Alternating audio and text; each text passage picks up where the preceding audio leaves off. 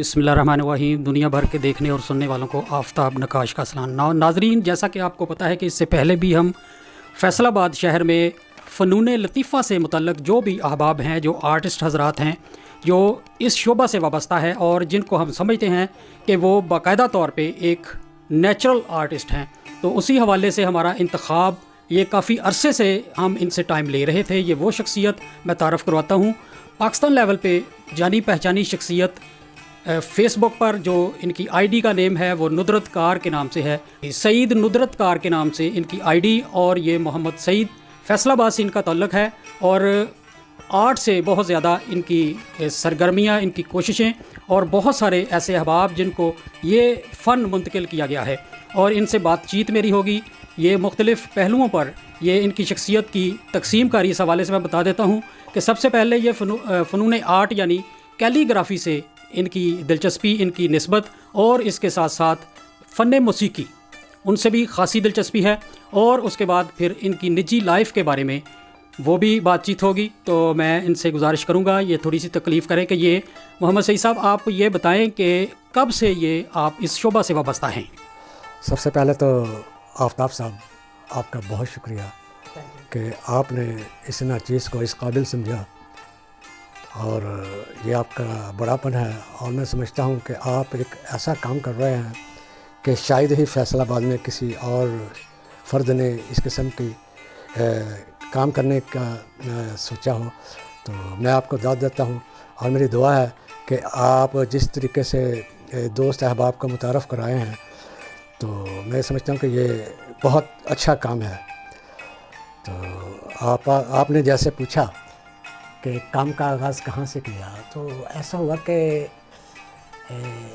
69 میں میں 9th class ہی میں تھا، تو 2 ماہ کی چھٹیاں ہوئیں تو میرے ایک دوست تھے، میرے کلاس فیلو، وہ میرے پاس آئے کہ سعید آپ کی لکھائی بہت اچھی ہے، تو ہمارا پینٹر جو ہے، جو ہم نے ہائر کیا ہوا تھا، وہ چلا گیا ہے، تو آپ ایسا کیجئے کہ آپ کی چونکہ لکھائی اچھی ہے تو آپ دیواریں لکھ دیں۔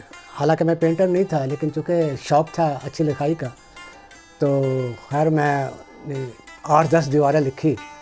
جب واپس آیا تو آنر جو تھا اس نے مجھے اس وقت کے مطابق مجھے 8 آنے دیے، تو میں 8 آنے دیکھ کر بہت حیران ہوا کہ واہ، اس کام میں اتنا زیادہ پیسہ ہے۔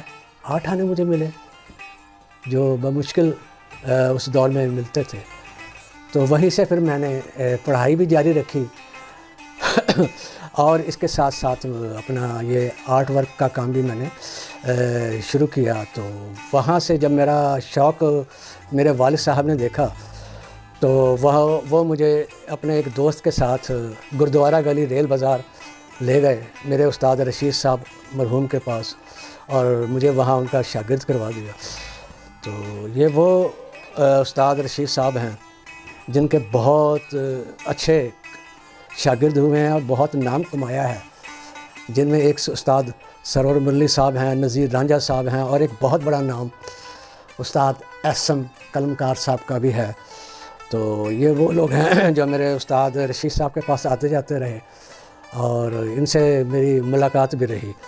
تو یہاں سے پھر میں نے کام سیکھا، تو اس کے بعد میں نے ذاتی طور پر اپنا کام گھر پر ہی شروع کیا۔ گھر پر ہی میں سائن بورڈ لکھے میں نے، اور بینرز وغیرہ بھی لکھے۔ تو یہ یہاں تک تو ہے یہ میرا سفر انیشلی سٹیج پر۔ اس کے بعد پھر آپ نے باقاعدہ طور پہ ایک سٹی نیون کے نام سے ایک ادارہ بنایا، اور وہاں پہ ایڈورٹائز کا کام، اس میں بھی کافی خاصا نام تھا آپ کا۔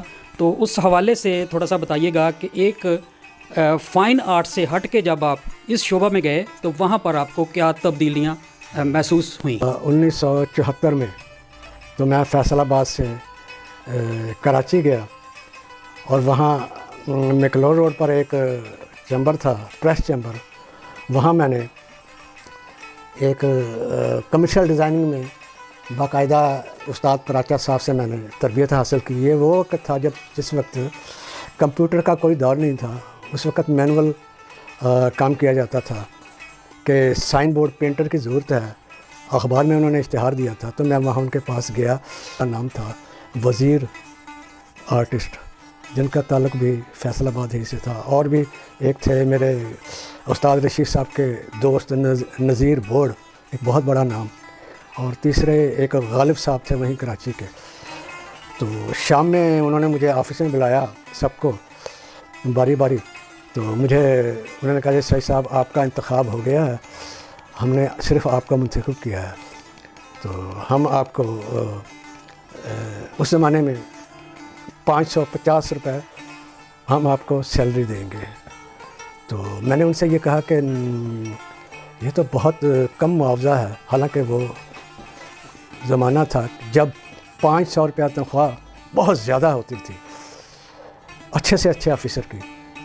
تو انہوں نے کہا سعید صاحب آپ ہماری بات سمجھے نہیں، ہم آپ کو دبئی بھیجنا چاہتے ہیں اور وہاں کے آپ کو 500 ریال دیں گے۔ تو میں نے ان سے کہا کہ جی میں تو ایک پنجاب کا رہنے والا ہوں، تو میں نے میرے پاس تو کچھ بھی نہیں ہے، نہ میرے پاس پاسپورٹ ہے نہ ٹکٹ ہے۔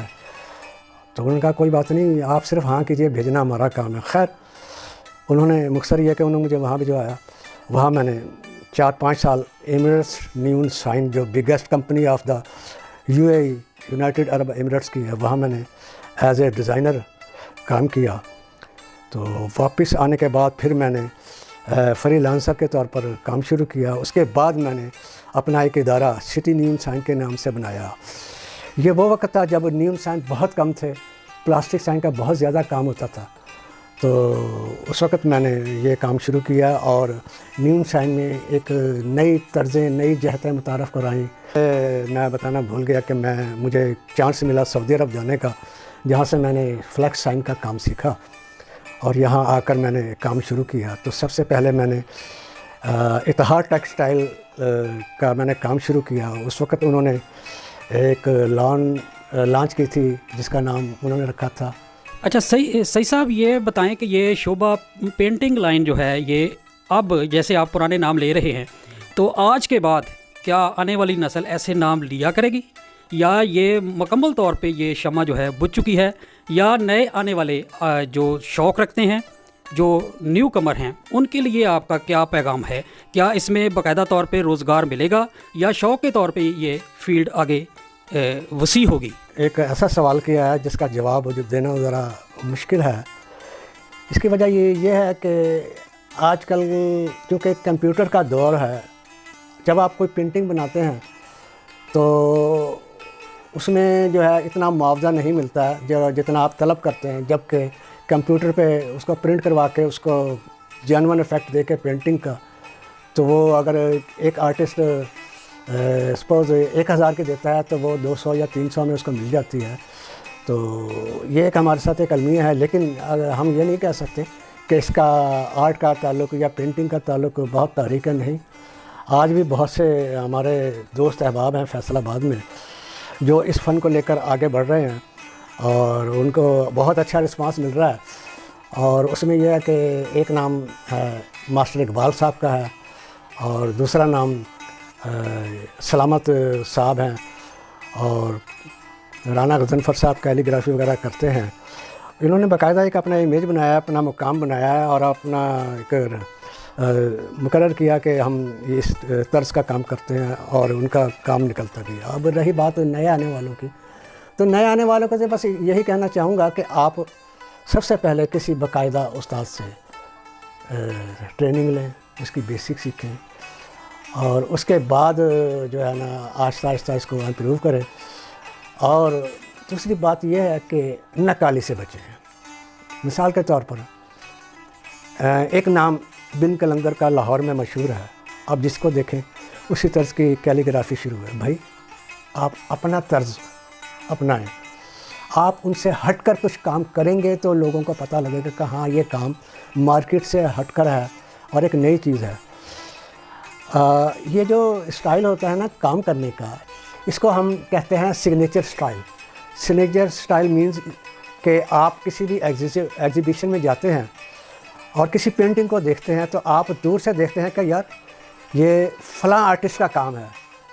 کیسے پتہ چلا؟ اس لیے کہ آپ کو پتہ ہے کہ اس کا انداز یہی ہے کام کرنے کا۔ آپ کو پاس جا کر اس کا نام پڑھنے کی ضرورت نہیں، اس کی پینٹنگ دور ہی سے بتا دیتی ہے کہ فلاں کا کام ہے۔ تو یہاں میں صرف اتنا کہنا چاہوں گا، آپ کام ضرور کریں، سیکھیں، اس کی بیسک سیکھیں، رنگ لگانا سیکھیں، آئل پینٹنگ سیکھیں، واٹر کلر سیکھیں، ایکرائلک کلر کو لگانا سیکھیں، لیکن منفرد کوئی نیا انداز اپنائیں جس کو اس سے پہلے کسی نے نہ کیا ہو۔